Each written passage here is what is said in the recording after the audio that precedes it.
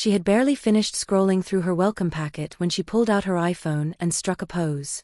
Duck lips, peace sign, one designer heel propped on the armrest like it was her personal throne. I stood just beyond the glass partition, watching her frame up the perfect selfie in a chair I'd occupied every day for the last 32 years. My name is Jarvis Chan Rodriguez. I'm 59 years old, or was back when all this started. Until last Tuesday, I was lead network security engineer at Dataflow Dynamics, a mid-sized cloud infrastructure company that most people have never heard of, unless their entire digital life crashed at 3 a.m. I didn't wear matching athleisure sets or film day in the life videos for the company blog. I kept the lights on, the servers humming, and the data flowing, quietly, permanently, without fanfare. My corner of the floor used to buzz with machines I'd configured from bare metal. No-nonsense workhorses that had kept data flow alive through the dot-com crash, 2 recessions, and 4 different CEOs. Now there was Brooklyn, spinning in an ergonomic chair like she'd won the lottery. "Could you snap a quick pic of me with my setup?" she asked the intern who'd escorted her up. "Tag the company account. First day energy."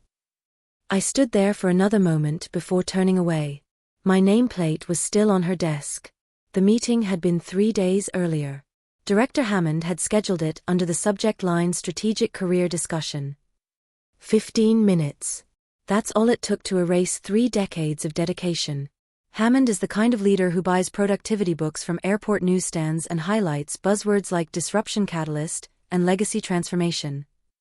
Early 40s, always immaculate in her minimalist blazers.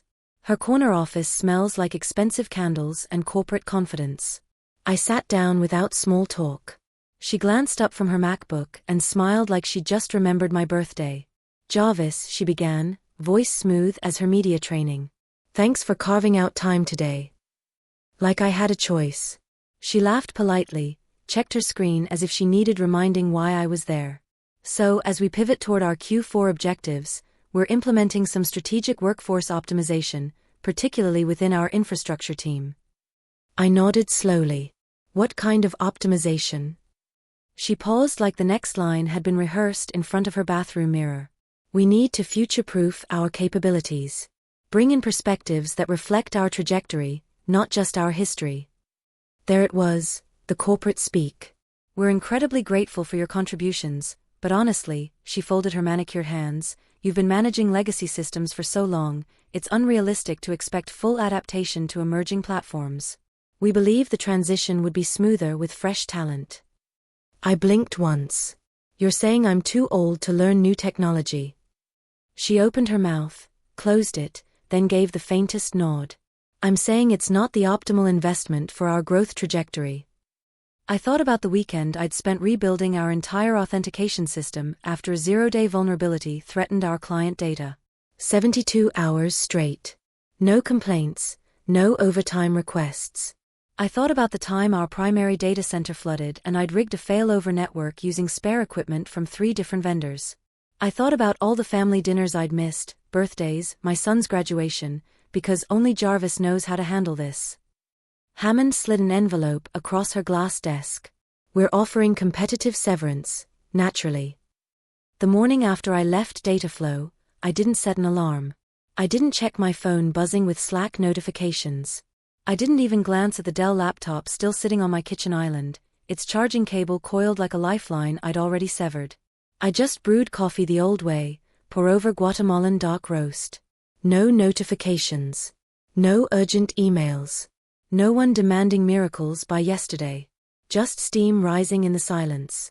It felt wrong at first, like my nervous system expected a crisis to materialize out of nowhere, a security breach alert or a server farm meltdown at dawn. But nothing came.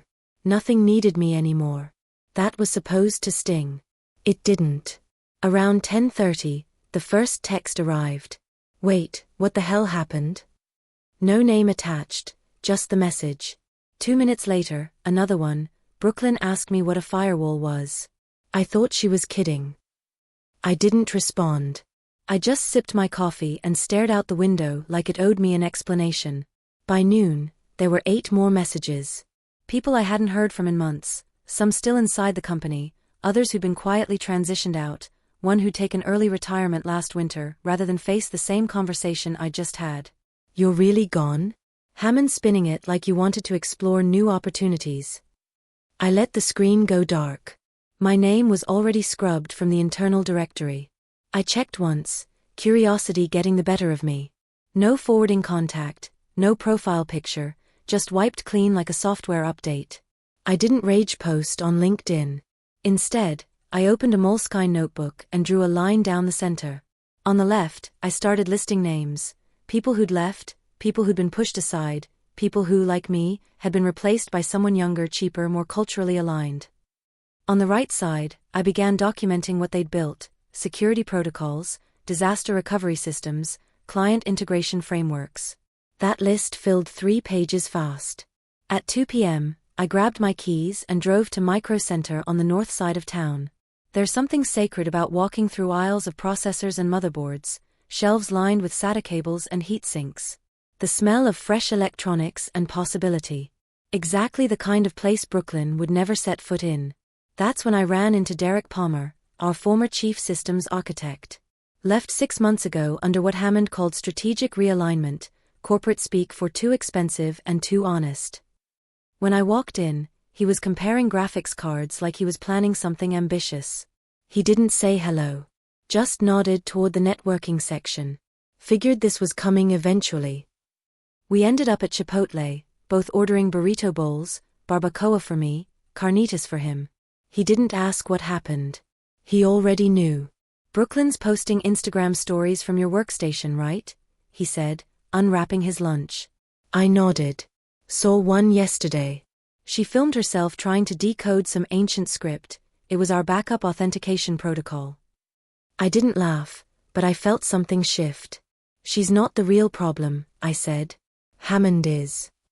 Derek looked up sharply. "You figured it out too?" "She told me I was too outdated for emerging platforms," I continued. "Called my expertise legacy dependency." Derek actually stopped chewing. "She said that to your face?" "Not in those exact words, but close enough." He shook his head slowly. "They've been doing this systematically for 8 months. I know of at least 9 others, all senior level, all with institutional knowledge. Most didn't get real explanations, just vague culture fit nonsense and a severance package." "Not layoffs?" "Nope. Not officially. They're categorizing them as voluntary career transitions." I stared at my untouched bowl, suddenly nauseated. Derek reached into his messenger bag and pulled out a folded document. "You need to see this." It was a printout. The header read, Dataflow 2025, Agile Workforce Transformation Initiative. Underneath were bullet points that looked like they'd been written by someone who thought LinkedIn posts counted as strategic planning. Reduce operational overhead by transitioning legacy personnel. Prioritize cultural adaptability over institutional memory. Streamline collaboration by eliminating outdated hierarchies. Accelerate innovation through generational diversity. I read it twice, slowly. "Operational overhead," I said aloud. "We were just line items." Derek grimaced. "Now you understand why I bailed." By the time I got home, I had a text waiting from an old colleague named Riley Thompson. Used to manage our West Coast data centers before relocating to Portland after his restructuring. "Check your email. Subject, welcome home." I opened it. One link, a Discord invite labeled Legacy Code. 47 members online. I clicked. Inside were names I hadn't seen in years: Amy from Database Administration, Carlos from Network Operations, Janet who'd built our entire backup infrastructure single-handedly. All gone from Dataflow, all carrying the same story. No one was venting or playing victim. They were documenting, analyzing, connecting dots with a precision that had made them valuable in the first place. There were timelines, message threads, even leaked internal memos. The pattern wasn't random, it was calculated. The system hadn't suddenly become unstable. It had always been fragile, held together by the expertise of people who understood its complexities. Now that we were gone, the cracks were finally showing. I scrolled through weeks of quiet observations, Brooklyn panicking over routine maintenance windows. Hammond calling emergency meetings about unexpected technical challenges. Third-party vendors expressing concerns about data flows, transitional capabilities. One thread caught my attention, Current status updates. Real-time reports from people still inside, cryptic messages that painted a clear picture of accelerating chaos. Migration scheduled for Monday. No staging environment prepared. Brooklyn asked what root access means during the security briefing. Hammond hired 3 different consulting firms to stabilize our technical foundation. I didn't plan to do anything malicious. Not initially. But silence has its limits when you know exactly where all the vulnerabilities are hidden. And sometimes, the truth has a way of surfacing on its own, especially when people stop covering for systems that were never as solid as they appeared. I closed the laptop and went for a walk around my neighborhood, no destination in mind. Just needed to move while my thoughts settled into something resembling a plan. 5 days after my conversation with Derek, the messages started coming faster. Not full explanations, just digital breadcrumbs from people still trapped inside. Brooklyn's freaking out. Complete system lockup during client demo. Hammond scheduled emergency stabilization meeting for tomorrow. Backup servers offline. No one knows why. I didn't respond to any of them. I just read and remembered that internal document Derek had shown me, the one about reducing operational overhead by eliminating legacy personnel. I'd photographed it with my phone before giving it back, removing any identifying information but keeping the corporate arrogance intact. I opened a fresh Gmail account and typed one carefully crafted email to someone I hadn't contacted in 5 years. Alex Rivera, investigative journalist who specialized in workplace discrimination and tech industry practices for TechWatch Weekly. We'd crossed paths during a cybersecurity conference where he was researching a story about age bias in Silicon Valley. Might want to examine how data flow dynamics defines workforce optimization. Their playbook reads like systematic age discrimination disguised as innovation strategy. I attached the photograph document, hit send, then deleted the account. Then I took my dog Max for a long walk through Riverside Park, watching families enjoy their Saturday afternoon while I processed what I just set in motion. The next morning, 2 of our longtime integration partners, companies I'd personally onboarded years ago, reached out directly. Hey Jarvis, heard through the grapevine about your departure. Didn't see that coming. One of them, a cybersecurity firm we'd worked with since 2019, had quietly paused their contract renewal with Dataflow. Respectfully, we're concerned about continuity during their current transition period. If their technical capabilities stabilize, we'll reconsider. I hadn't solicited that response. I'd simply answered their questions honestly when they called for a reference check on Dataflow's new security protocols. Truth has a way of speaking for itself. Meanwhile, Brooklyn was learning the hard way that enthusiasm doesn't substitute for expertise. She posted a TikTok that Tuesday evening, perfectly lit, ring light highlighting her confusion. Caption, Week 2 at my tech job and honestly? This legacy code makes 0 sense. Who writes stuff like this? She turned her phone toward her monitor for exactly 3 seconds, long enough for someone to screenshot the interface. Within hours, tech forums were dissecting the image. Someone recognized Dataflow's proprietary security dashboard. Wait, is she mocking client data on social media? That's definitely a production environment. Those are real IP addresses. She just exposed internal network architecture to 40,000 followers. The video went viral in the worst possible way. IT professionals started reaction videos, not laughing with her but analyzing what she'd accidentally revealed. The code wasn't outdated, it was sophisticated, custom-built, and absolutely critical to everything Dataflow did. I didn't like, comment, or share anything. I simply saved screenshots to a folder labeled Documentation and watched the digital wildfire spread. By Thursday morning, Brooklyn had deleted the video, but the internet never forgets. Screen recordings were everywhere, and Alex Rivera's article dropped that afternoon, The Hidden Cost of Age Discrimination, How Modernization Destroyed a Company's Technical Foundation. Hammond was about to learn that replacing substance with social media presence has consequences that can't be managed with corporate spin. Friday morning, 9:47 a.m. My phone buzzed with a message from Riley in the Legacy Code Group, complete infrastructure failure. All client services down. Data integrity compromised. I checked Dataflow's status page. Every indicator was red. Every service, every region, every backup system showed service unavailable. Someone forwarded me a screenshot from their internal Slack channel, Hammond's message to the team, experiencing temporary technical difficulties. Appreciate patience during this modernization phase. Temporary. A week's worth of client data corrupted across multiple databases, and she called it temporary. I closed my laptop, grabbed my jacket, and drove to Home Depot. There's something grounding about walking through aisles of actual tools, screwdrivers that do what they're designed to do, cables that carry signals reliably, components that fit together logically. I wandered past network switches and Ethernet cables like an exile revisiting her homeland. Nobody knew me there. Nobody needed me to fix anything. I just needed to be somewhere Brooklyn couldn't livestream her incompetence. I was examining a display of surge protectors when my phone rang. Unknown number, but I recognized the area code, Dataflow's main office. Jarvis. The voice was strained, but trying to maintain professional composure. Hammond, I said calmly. She exhaled like she hadn't been sure I'd answer. I hope this isn't inconvenient. It's fine. Though I was standing in a hardware store at 11 a.m. on a Friday, reading reviews for enterprise-grade UPS systems I'd never need again. I wanted to reach out personally, she said, tone softer than I'd ever heard. We're facing some unexpected technical challenges, and I was wondering if you'd consider a consulting arrangement. Short term, of course. Your institutional knowledge would be invaluable.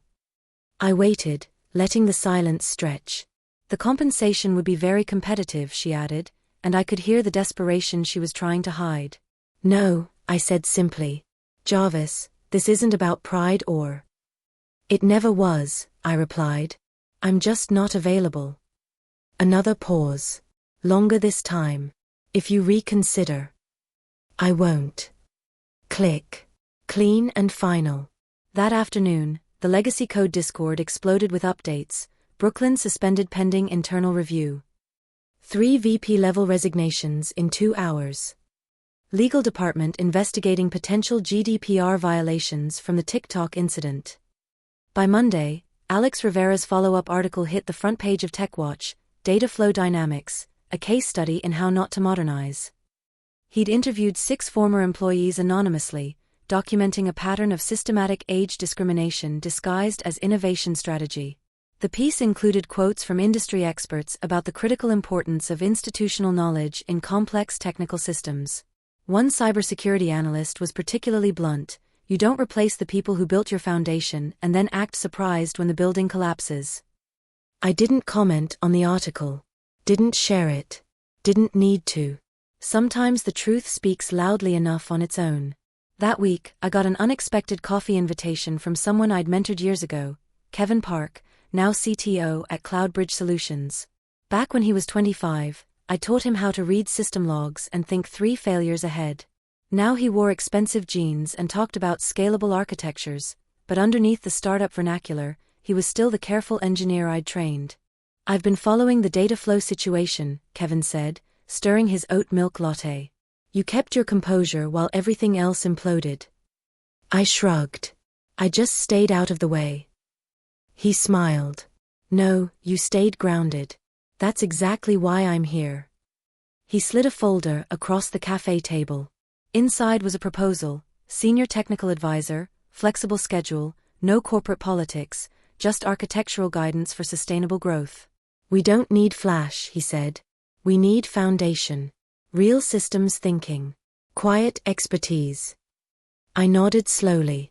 One condition. Name it. I bring my team. He didn't hesitate. People from Dataflow? People they discarded for being too experienced. Perfect, he said. That's exactly who we want. 3 weeks later, Derek, Carlos, and Amy joined me at CloudBridge. No LinkedIn announcements, no welcome videos, no team-building exercises. Just clean workstations in a converted warehouse space with excellent Wi-Fi and even better coffee. We worked in focused 6-hour blocks, building systems designed to last decades, not impress investors. Derek rebuilt their database architecture from the ground up. Carlos designed a network topology that could scale without breaking. Amy implemented security protocols that actually worked instead of just checking compliance boxes. Meanwhile, the company formerly known as Dataflow, they'd rebranded as Flowdyne during their crisis management phase, was hemorrhaging clients faster than Hammond could schedule damage control meetings. An internal vendor email leaked to TechWatch: "We've suspended integration pending infrastructure stabilization following recent personnel changes." The article didn't name Hammond directly, but industry forums were connecting dots. CTOs quietly sharing warnings. Senior engineers reading between the lines. Nobody made dramatic announcements, but they were watching, evaluating, making mental notes about companies that treated expertise as disposable. I didn't post about it, didn't comment on the schadenfreude. I was too busy building something meaningful. Relevance isn't a brand you can manufacture with mission statements and mood boards. You earn it by solving problems quietly, consistently, until your work speaks for itself. That's what we were doing at CloudBridge, creating systems that would run smoothly whether anyone was watching or not. Let Hammond worry about perception management. We were building infrastructure that would outlast the hype cycles.